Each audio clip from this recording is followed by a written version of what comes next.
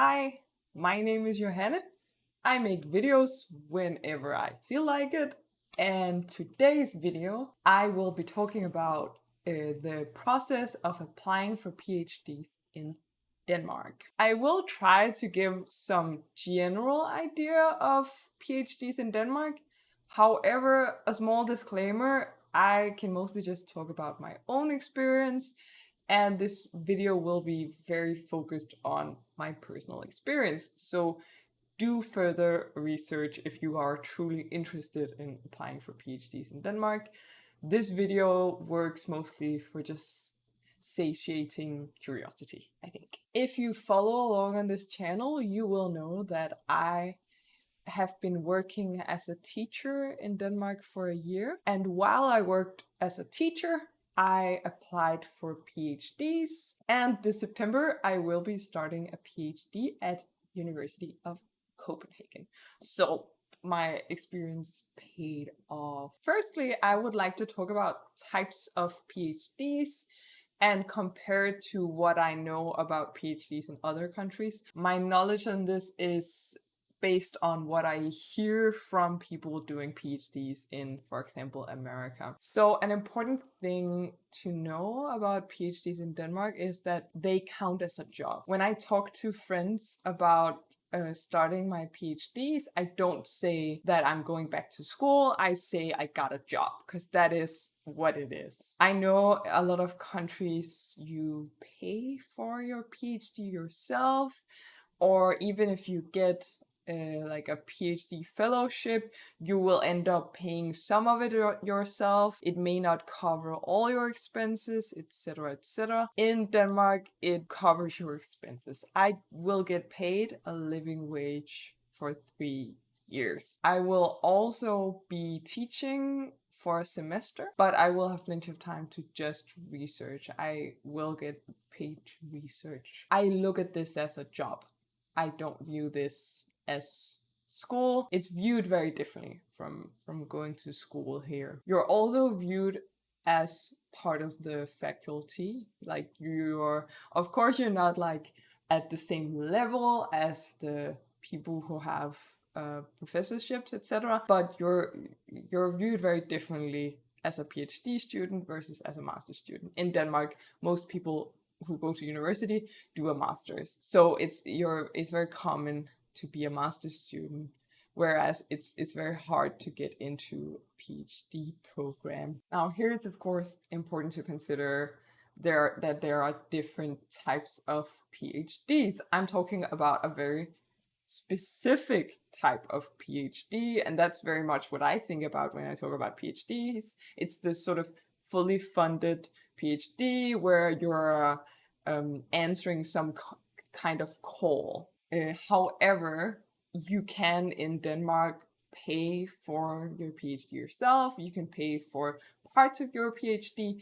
I don't know how that works. I have never ever looked into it. What I have looked into are professional PhDs, which are, instead of answering a call from the university and getting funding from the university, you will team up with a company and they will pay for your PhD. And then after securing funding from a company, you will team up with a university and get your PhD there. A lot of people in my city get funding from the university hospital, and then after having gotten funding, it's way easier to get approved into the PhD school. And a professional PhD was something I did consider. Basically, my personal PhD plan was to start off with the university funded PhDs. I was planning on applying for those for about 1.5 years,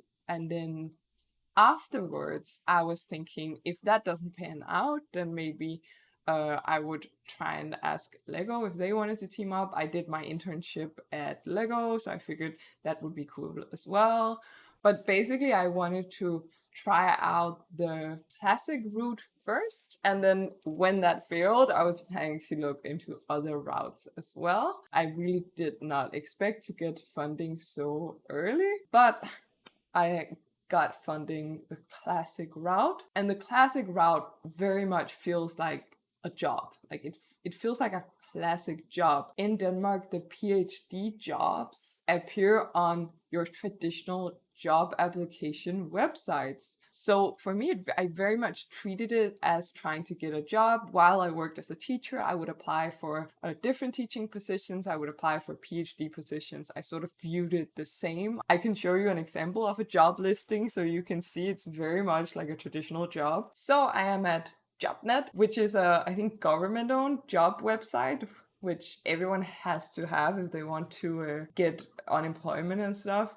And I'm just searching for a PhD here. Right now, there are a lot in design and stuff. So let's just look at one in, it's a PhD position in play design and young people. Like a completely normal job posting or job listing. So like any job, they're sort of saying we're looking for this and that. There are sort of restriction and sort of rules of this is what we're looking for.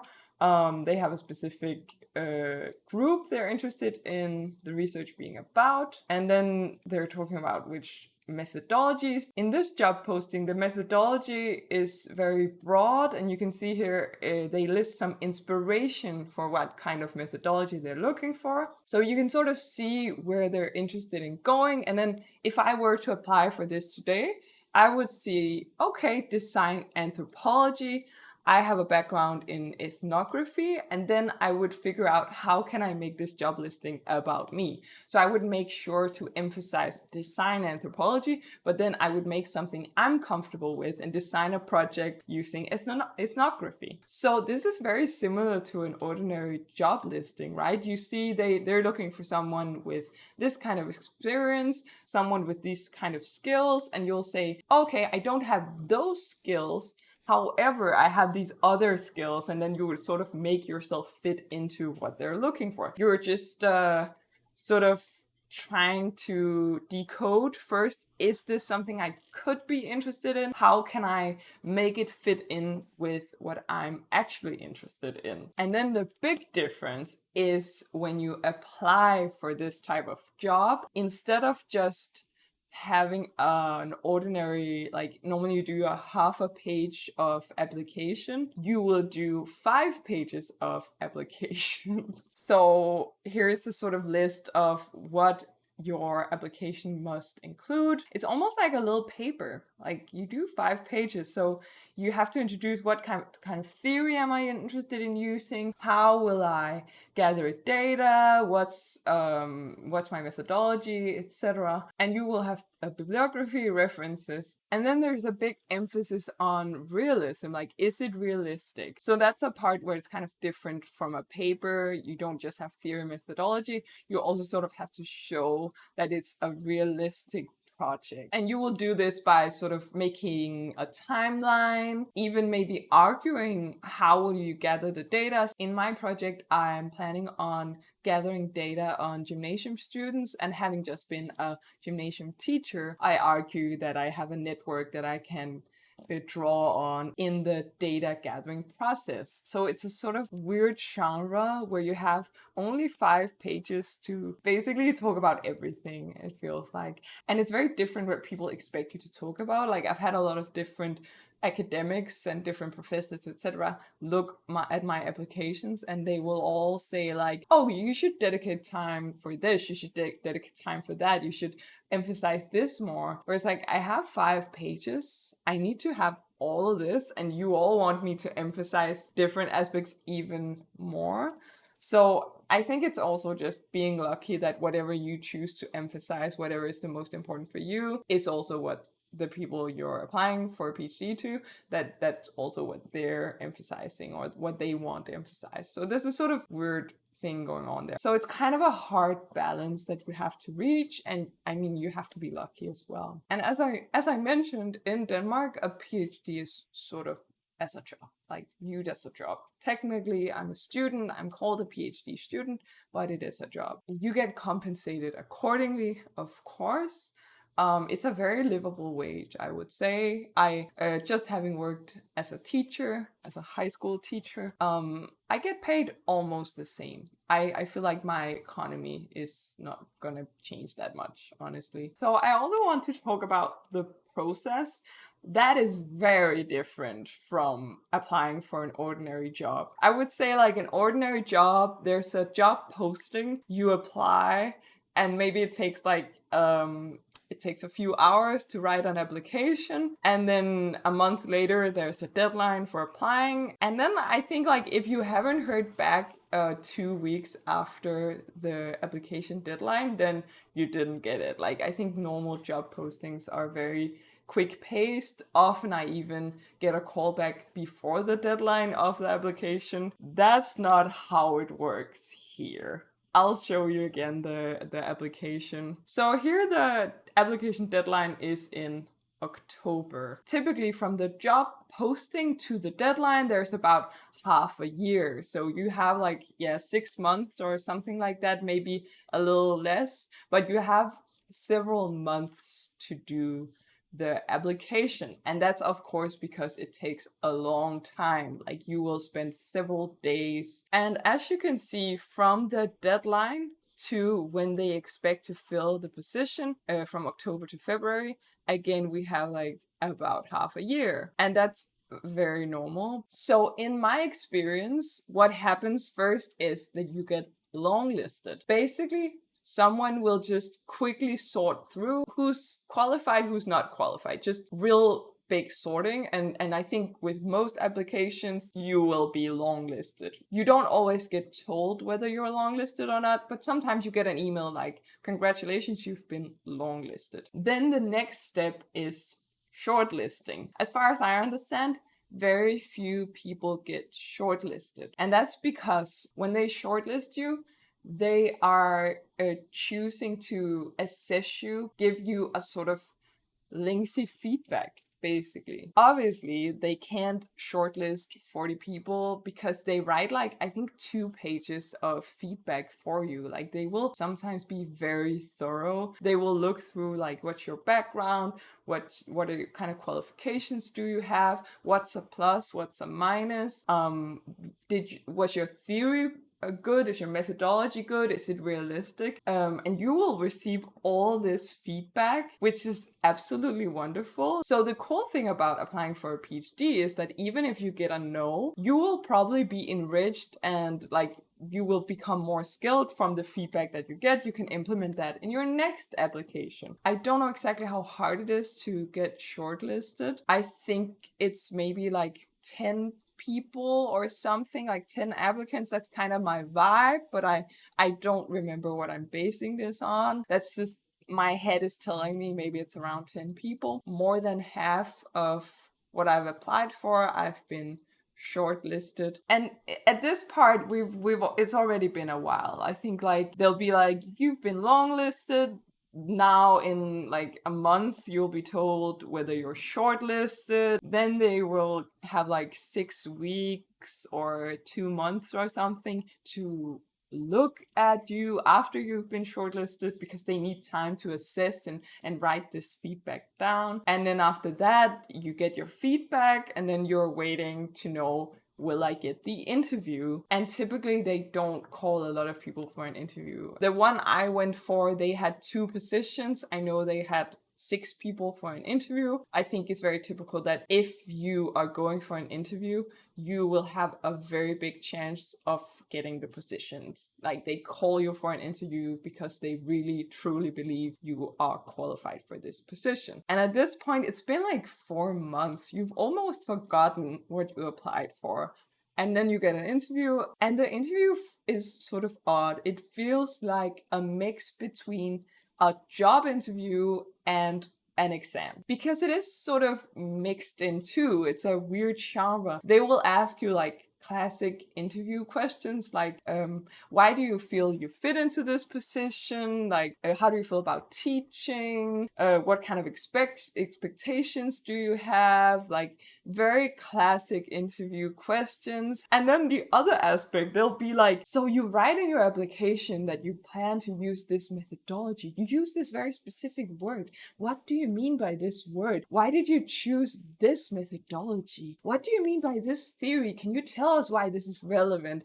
Which is very like, you'll find yourself being examined like, so this one academic uses this word, and I find that this is useful in this context because we're working with this type of data, etc. Like, you're basically showing off what you know, showing off that you have had an active thought process, like in an exam where you're just showing off like, oh, I know this reference, and I think it fits with this. Like, you're just trying to make things fit together. So yeah, it's a very weird situation, but if you enjoy exam situations, I don't think you should be scared. I'm the type of person who really enjoys written exams, whereas oral exams are a bit more scary. I very quickly forget words, forget terms, forget names. So yeah, I just prepared a lot. Like, usually for a job interview, I'll prepare on the train right there. But for a PhD job interview, I spent days preparing. I spent days reading up on my sources, reading up like, what did I mean here? Because I know they will ask you. They will point to specific words you use, specific sentences, and they will be like, explain, argue, why is this relevant? So a very interesting process, a very scary process. But if you are a skilled academic, if you are passionate about your project, then don't be scared, because it will be fine. They're people as well. They know you're nervous, and often it'll just end up being a very interesting academic discussion. If you feel like, oh, now this is just an interesting conversation, that's a good sign. You're probably doing really, really well, and you probably seem professional as all hell. So it's all good. So that's a sort of general run through. I wanted to also talk about my specific experience. I applied for, I think, about 10 positions or something like that. There aren't a lot of positions in Denmark, mainly because we don't have a lot of universities. It's a country of less than 6 million people. So obviously, there's not going to be an abundance of positions. And of those, about 10 positions, maybe more, I think more than 10 positions. I honestly don't remember. I want to just grab those that are the most interesting. So let's start off with my first ever interview. The reason why I think it's kind of interesting is that I was not qualified for this position at all. I remember thinking, I'm not gonna get this, but it sounds interesting as hell. I'm gonna apply for it anyway. In the job listing, it specifically said, we recommend that you contact us. And I thought, I'm not gonna waste their times contacted them. I'm not gonna do that because I felt sort of embarrassed. I feel like I'm not qualified. So if I ask them to spend time on me, it's gonna be embarrassing. In hindsight, not contacting them was my downfalling. The position was about face blindness. I am so interested in people's individual experiences, like how people with different types of brains experience the world differently. So I thought a project on face blindness is perfect. I looked up one of the professors, and she also had experience with reading research, which I am so interested in as well. So I just felt like this woman is so cool. I want to work with her. She was a neuropsychologist, and then the other person on the project was a philosopher. So the thing is, I was so interested in the project, but they were looking for someone with experience in either neuropsychology or philosophy. I have neither. I have experience in cognitive linguistics. My degree is in English and Danish. Like, I'm actually a literature person more than anything. So I was not qualified, but I dreamt myself into this position, and I felt like it'll be good practice. At the time, I couldn't find a lot of positions. There was sort of a lull in positions. So I figured I'll spend some time on this. It will be a nice practice. I applied and I got further and further. I got longlisted, shortlisted. All of a sudden, I was called for an interview and it went so well. I felt especially like the neuropsychologist was so cool. And I was like, fuck, I really want this now. It was just such a cool project and the interview went well. And I felt like I was such a great match, like as a person. Not as an academic, but as a person. I did not get it. The neuropsychologist sent me an email basically saying, sorry you didn't get it. If you want to talk about it, here's my number. So I called her up, obviously. And basically what she told me was that, first of all, they went with someone who had experience with phenomenology and experience with phenomenology as a methodology, which admittedly I did not. And admittedly, it's not my greatest interest. In hindsight, maybe it's good that I'm not working at a project where I have to use phenomenology as a methodology, because it's not for me. But she also spent a long time encouraging me. She spent a lot of time giving me tips on how to apply for PhDs. I think that was so cool. And the one thing that stuck with me the most was she basically implied that if I had, before I applied, written to them and asked for the project description, written to them and asked for their expectations, I would have probably gotten it. Like, that was a major thing that spoke against me, that I didn't write to them. So she taught me that it's expected in academia that you write to the people, you write to the PI of the project. I had no idea. I thought, I don't want to be a burden, I don't want to be in the way, I don't want to be annoying. But really, they will be like, why didn't this person write to me? They will find it odd. So major lesson was that you should always write to the PI. I've done that many times since, and they are always so nice. People in academia are so helpful. Even if you write to someone who doesn't have the time, maybe if there's an open call, you'll contact someone and be like, would you possibly be my supervisor? And they will be like, sorry, I have way too many PhDs already, but they will still be so nice and helpful. I've had people I have never ever met who have no reason to actually help me look through my project description and give me feedback. So many people have given me feedback, which I think is amazing that they want to spend time on that. So in addition to neuropsychology and philosophy, which I'm not qualified for, I have applied for another project I'm not qualified for. The IT University in Copenhagen had an open call, and in that open call, they were directing the applicants to projects that already existed. And there was this one project I just fell completely in love. It was a project on gaming controllers. Specifically, I was just sort of so interested in the experience of gaming and how like the tactility of the controller affects the gaming experience. So I wrote to them, and one of the people on the project was a museum inspector who had a background in anthropology, I think.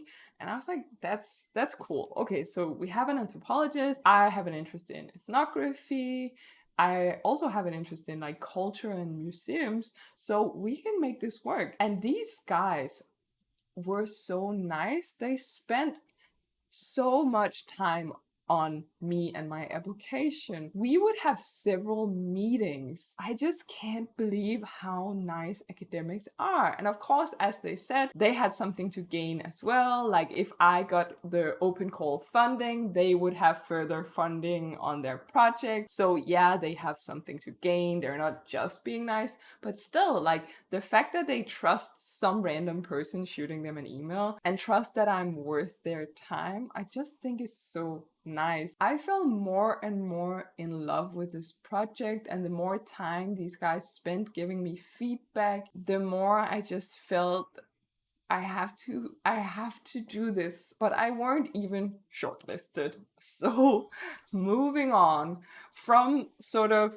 projects where I didn't fit in but tried to make myself fit in, to something that I felt like I was perfect for. It was a social linguistics project based around English as a second language in Denmark and focused on young people. I studied English. I have a master's degree in English and I have a background in teaching. So I felt like reading this project, I felt like, are they describing me? Like every single thing they were looking for was describing me. They were looking for someone to use ethnography. It felt too perfect almost. And I talked to the PI and she was just so nice as well.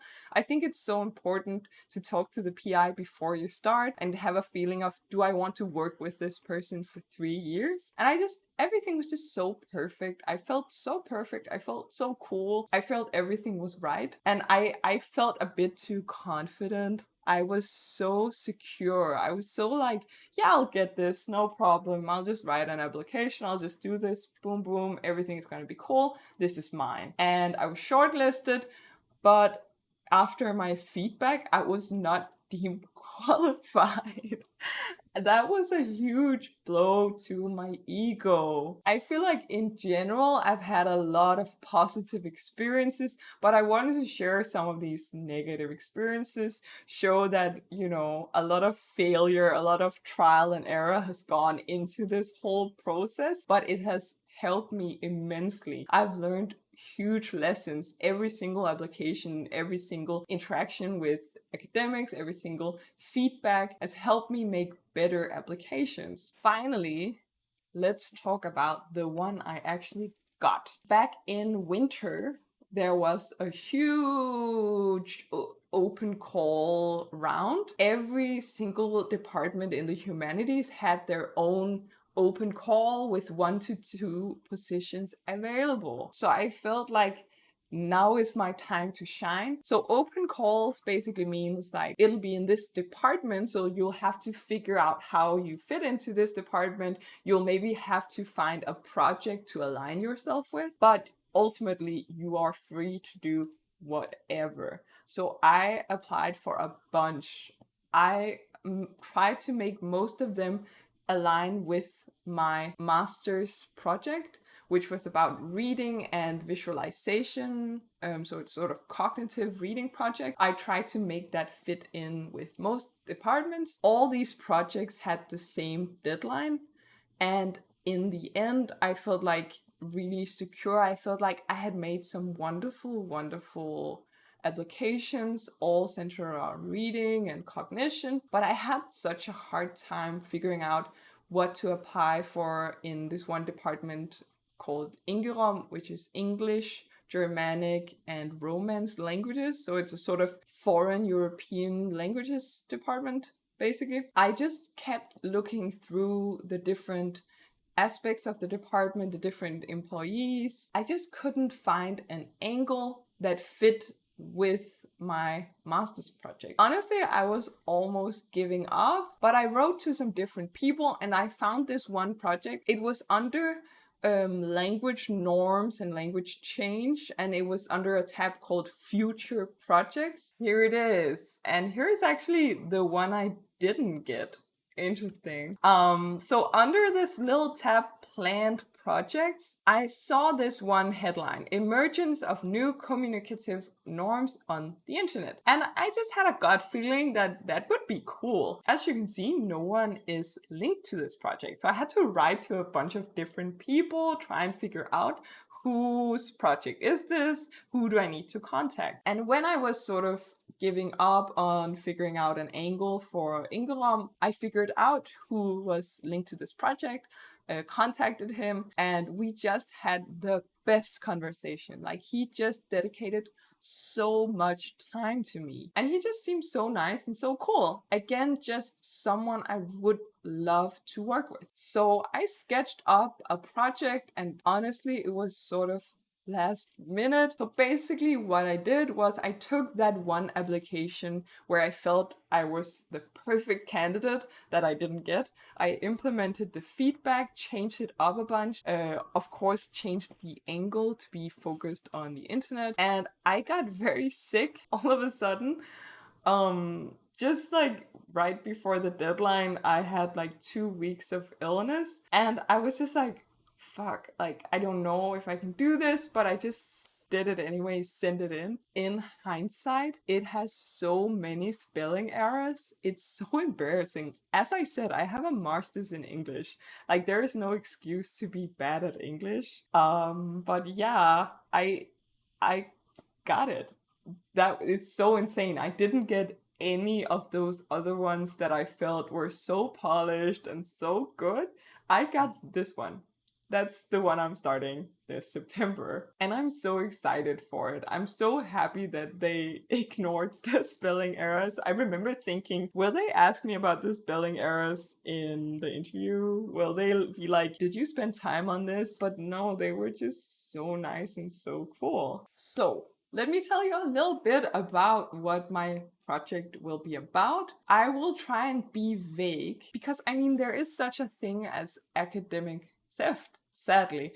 So I don't feel like it's a good idea to blast all my ideas on the internet for anyone to be inspired by and anyone do. Like, a lot of academia is about novelty, about doing things that other people haven't done yet. So even though I want to tell you everything and all my plans and all my thoughts, I will keep it vague because anything else would be insanely stupid. So here is a vague description of what my project is about. As you already know, the sort of headline of the bigger project is emergence of new communicative norms on the internet. I had this major interest in ethnography. So of course I'm using ethnographical methodologies, specifically like internet ethnography, netnography, all these things. I'll have to, of course, become more knowledgeable about these specific types of ethnography. So yeah, it's a project of observing people's internet use, observing internet norms, which is so exciting. It's gonna be really, really cool. As mentioned, I have an interest in